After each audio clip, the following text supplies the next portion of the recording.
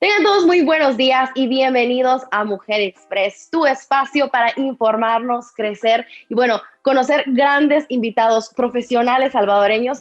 Y este día tenemos un gran invitado, así es un médico especialista en psiquiatría que este día viene a acompañarnos con un tema muy interesante y de muchísima importancia, especialmente en estos momentos, porque el tema de este día es el síndrome de desgaste o burnout, como también se conoce. Es un síndrome que puede ser muchas veces confundido con un cansancio, con una fatiga, pero es algo que va mucho más allá y realmente puede afectar tu salud mental y física, por lo que este día el doctor Gerardo Enrique Rivera Trejo, médico especialista en psiquiatría, nos acompaña para hablar de este síndrome del desgaste y sobre todo conocer cómo está impactando gravemente el rubro de la medicina en estos momentos. Así que vamos a dar la bienvenida al doctor Rivera Trejo. ¿Qué tal, doctor? ¿Cómo está?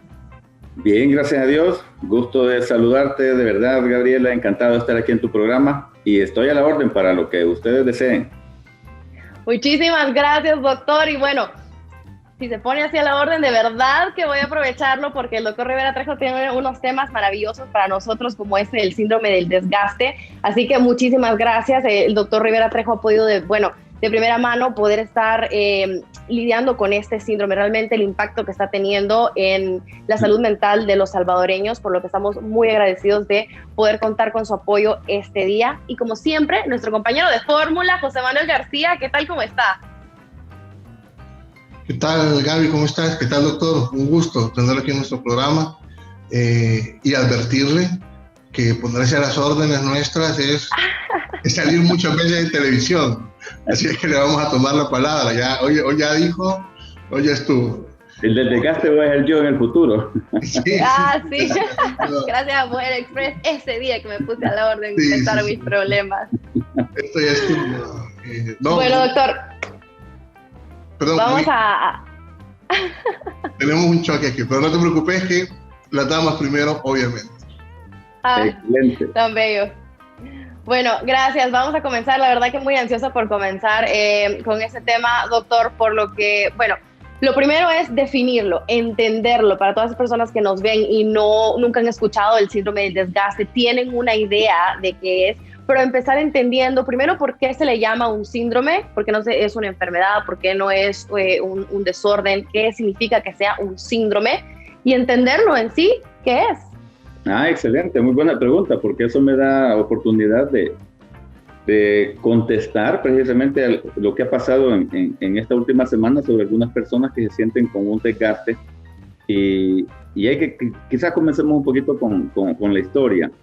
Ya desde años pasados, es decir, desde que en 1958, 1960, en los años 60, se veía que algunas profesiones tenían algún desgaste mucho más que otros, ¿verdad? De hecho, hubo un investigador norteamericano que en los años 60 vio que los policías que tenían, como estaban a cargo de los que estaban en libertad condicional, que trabajaban altas horas, no tenían un buen sueño, empezaban a desmotivarse.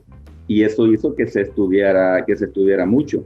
Ya en los años 70 hubo un psicólogo que trabajó precisamente en las personas que observaba que las que tenían interacciones, sobre todo con clientes, es decir, así como los profesores, los médicos, las personas de ventas que están expuestas a bastante tiempo, también tenían problemas en el dormir, de desmotivación, y eso llamó la atención a muchos de los investigadores y entonces los investigadores empezaron a estudiar mucho más sobre esto y se empezó a definir ya desde los años 80 precisamente con una psicóloga social que me acuerdo, Cristina Maslach, así se llama, me acordé, que empezó a identificar en 3 dimensiones esta situación, es decir, las 3 dimensiones eran como el agotamiento personal, una persona que está con un agotamiento personal, una persona que está con problemas de despersonalización, entendiendo la despersonalización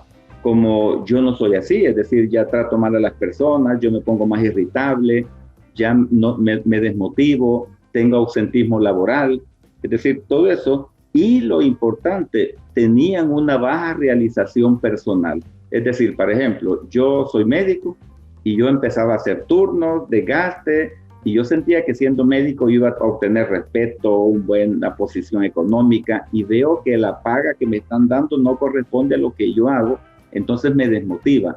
Cuando se empezaron a unir estas situaciones, fue que se le empezó a llamar síndrome de desgaste. Se llama síndrome porque tiene todo este conjunto de patrones emocionales, físicos y conductuales. Es decir, por eso se llama síndrome. Y el problema que no es considerado como enfermedad todavía es porque como para tener dentro de la clasificación internacional de enfermedades o dentro de los manuales de trastornos mentales deben de existir criterios clínicos definidos. Por ejemplo, en la depresión tenemos tristeza que dura más de 2 semanas, insomnio, anedonia, que es la dificultad para disfrutar las cosas que normalmente nos causan placer. Entonces, por eso no está dentro de los manuales como categoría clínica, como enfermedad. Pero les tengo una noticia. Realmente desde septiembre del año pasado, la Organización Mundial de la Salud se reunió ya para hacer el CI-11, que ya lo finalizaron, y va a entrar en vigor el 1 de enero del 2022, y ahí ya viene como enfermedad el síndrome del burnout. Es decir, ya como categoría clínica definida.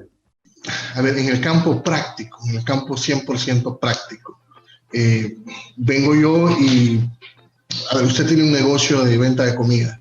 Entonces vengo yo y le digo, doctor, fíjese que yo que trabajo con usted, me siento desmotivado, siento que no gano lo que necesito ganar, eso me tiene desesperado, yo no puedo dormir, etcétera, etcétera. Y comienzo a presentarle todo el cuadro en el asunto. Entonces yo estoy sufriendo de un síndrome de burnout. No faltará quien le diga, bueno, mire, si usted no se siente bien con lo que hace, pues haga otra cosa. Si usted se siente miserable con el trabajo que realiza, pues busque otro trabajo. Claro, es una forma sencilla y práctica, quizás cruel inclusive de afrontar el asunto, pero probablemente va a ser la respuesta que encuentre afuera en el mundo al cual a lo mejor no le interesa tanto su síndrome. Entonces, ¿cómo cree usted que este síndrome, ya una vez reconocido como enfermedad, va a comenzar a aflorar en América Latina, por ejemplo, en nuestro país, hablando concretamente de nuestro país? ¿Cómo cree que la empresa privada o los patronos o los negocios van a ver este tipo de enfermedad? Muy bien, me parece. Yo creo que eso es bien importante definirlo, porque sobre todo hoy en esta época de pandemia que tenemos, es decir, podemos agregar ahí, por ejemplo, las personas que han perdido un empleo o han cerrado un restaurante producto de esto, ¿verdad? Y eso es bien importante porque una cosa tal vez sería definir, ¿verdad?, qué es lo que va a pasar en cuanto a lo que una situación negativa, una situación adversa que me va a generar ansiedad. Y precisamente la pregunta de José Manuel cobra interés cuando nosotros vemos que la ansiedad es una preocupación por una situación específica. Por ejemplo, yo estoy en un trabajo y yo no estoy cumpliendo las metas, yo siento que me presionan, es decir, eso me va a causar un estrés. Y eso puede ocasionarme un agotamiento, pero es bien diferente. Y aquí creo yo que es bien importante que nosotros podamos diferenciar lo que para las personas representa el estrés, porque uno puede decir, no, yo me siento estresado porque mi jefe mucho me presiona, me da trabajo, solo a mí me manda a hacer esto. Es decir, eso es estrés, ¿verdad? Eso es estrés, porque es una situación específica. Y cuando nosotros hablamos precisamente de eso, veamos las primeras diferencias. Fíjense bien, cuando nosotros hablamos de ansiedad, la ansiedad es una respuesta normal del ser humano para motivarnos a corregir una situación. Por ejemplo, cuando yo digo, tengo un problema y eso no me deja dormir un par de días, precisamente mi cuerpo se está activando para ver cómo resuelvo ese conflicto. Y eso es lo que hace ansiedad. La ansiedad, por eso, en esos términos, un psicólogo o un psiquiatra no va a dar un tratamiento, es decir, porque la persona aprende a resolver con sus mecanismos de defensa, con su estructura de personalidad, las situaciones que le son favorables o desfavorables, es decir, así es como las va a ver. Pero cuando vemos una situación que a mí me está desgastando, es decir, o que yo tengo ese estrés, veamos la diferencia. Imagínense, en el estrés sí yo puedo tener diferentes síntomas, pero van a ser transitorios.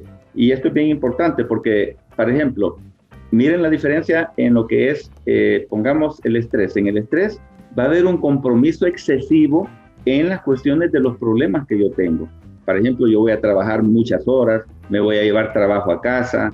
¿Ven? Eso yo solo me estoy produciendo un estrés.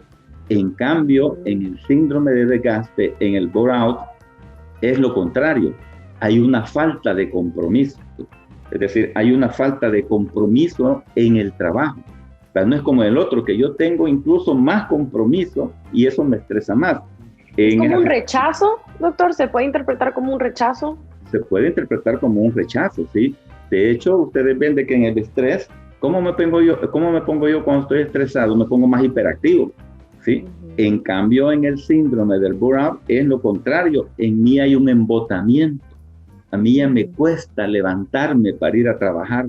Yo ya no siento la motivación de ir a ese trabajo aunque me estén pagando bien. Es decir, porque, por ejemplo, y si me pagan mal, pues mucho menos voy a tener ganas de ir porque yo siento que no me están correspondiendo. Entonces, también el estrés puede tener un efecto positivo porque eso me motiva a buscar alternativas de esta situación. En cambio, en el síndrome del burnout, el efecto siempre va a ser negativo. ¿Por qué? Porque va a ir creciendo, ¿verdad? Al principio voy a empezar con ese agotamiento y ese cansancio, después voy a empezar a sentirme irritable, la gente me va a decir, mira, te veo cansado, yo voy a entrar en una negación y yo voy a decir, no, es que anoche no dormí bien, pero no me veo a mí mismo incumpliendo mis cosas. Voy a empezar a pedir permisos, a ausentarme del trabajo, a ser más irritable, es decir, va creciendo. Después va con un insomnio, con una ansiedad, hasta que te configura toda una gama de síntomas que son los del síndrome del burnout. ¿Se ha visto casos de algunos médicos, doctor, que a raíz de este burnout que han sufrido por las horas excesivas de trabajo, claro, el malestar emocional y psicológico de ver tantas muertes, sobre todo cercanas, familiares, amigos? Hay muchos médicos que en este camino han dicho, realmente ya no puedo seguir practicando medicina. Hay personas que pueden llegar hasta ese punto. Sí. De hecho, eso ha pasado. Es decir, han llegado a decir, doctor, necesito su ayuda porque yo estoy ya a punto de agarrar una pistola y mato a mi jefe porque siento que me satura o quiero renunciar porque ya no aguanto esto, ¿sí? Y algunos han renunciado. Algunos han renunciado y han buscado una opción diferente, es decir, diferente en el sentido de que mejor voy a poner una clínica, voy a ver una opción, voy a irme a estudiar a otro país, qué sé yo, es decir, buscan unas opciones diferentes, ¿verdad? Para salirse del aspecto institucional donde están.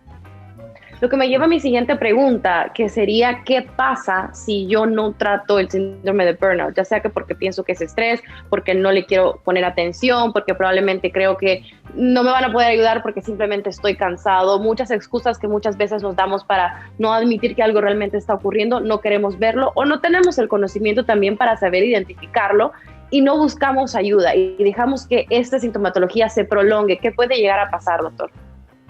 Sí, eso es...